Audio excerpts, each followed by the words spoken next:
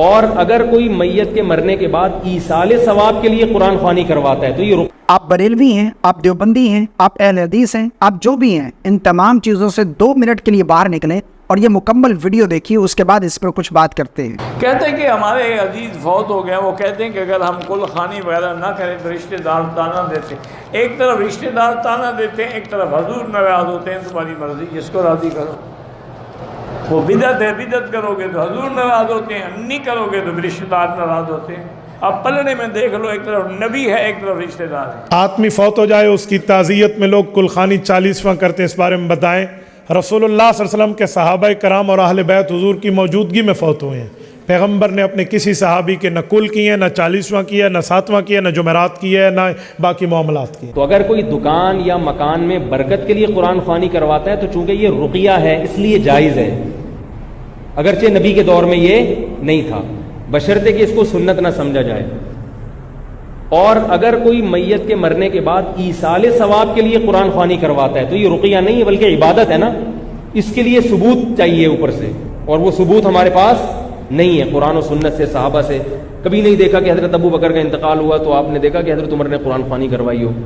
اس میں یہ ہے کہ جو جہاں ہے جیسے ہے اپنی طرف سے جو بھی میت کو پڑھ کے ثواب پہنچا دے یا صدقہ کر دے، اس کے لیے اجتماع کرنا، لوگوں کو بلانا، یہ عمل بدعت ہے۔ جمعرات کے دن 10 بجے ہم نے اپنے بچے کی قرآن خوانی، جس کو ختم شریف ہماری یہاں کے اس میں ماحول میں بولا جاتا ہے، تو جمعرات کو انشاءاللہ اس مسجد میں ہم اپنے بچے کے لیے قرآن خوانی اور دعا کا اہتمام کریں گے۔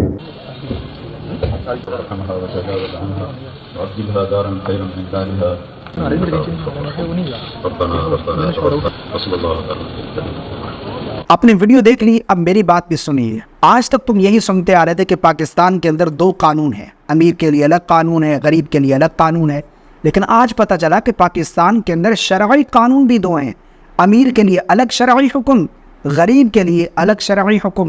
ایک عمل اگر امیر کرے تو وہ جائز، اگر وہی عمل کوئی غریب کرے تو وہ ناجائز اور حرام بدعتی ہے، وہ جہنمی ہو جاتا ہے۔ بھائی یہ وہ چیز ہے جس نے میرے ملک کا امن خراب کیا ہے، اسی چیز پر عوام کو لڑایا گیا ہے۔ بریلوی، دیوبندی، اہل حدیث، جتنے بھی مکتب فکر ہے، یہ جتنی بھی عوام ہے اسی چیز پر لڑتی آئی ہے۔ جنازے کے بعد دعا مانگنا جائز نہیں ہے، بدعت ہے، یہ جہنمیوں کا کام ہے۔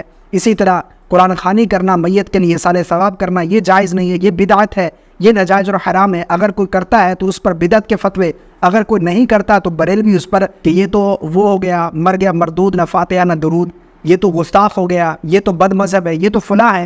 بھائی اوپر کے جو اختلافات ہیں نا وہ علماء جانتے ہیں، لیکن نیچے جو عوام ہے نا وہ انہی مسائل کے اوپر لڑ جھگڑ رہی ہوتی ہے۔ اور کئی ایسے مسائل ہیں، کئی درجنوں واقعات ہیں جن پر عوام رشتہ دار آپس میں لڑے، جنازے کے بعد دعا مانگنے پر، قرآن خوانی پر، میت کے لیے ایصال ثواب پر، اذان سے پہلے درود و سلام پر۔